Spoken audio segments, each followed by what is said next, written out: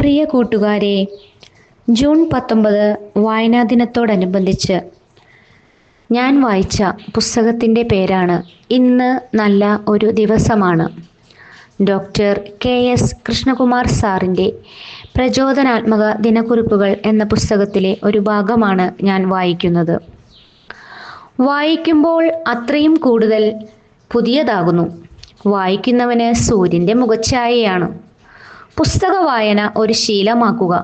നിത്യവും കുറച്ചു നേരമെങ്കിലും വായനയ്ക്ക് മാത്രമായി മാറ്റിവെക്കുക. ഈ പുസ്തക വായനയേക്കാൾ സാധാരണ പുസ്തക വായനയാണ് ഗുണകരം.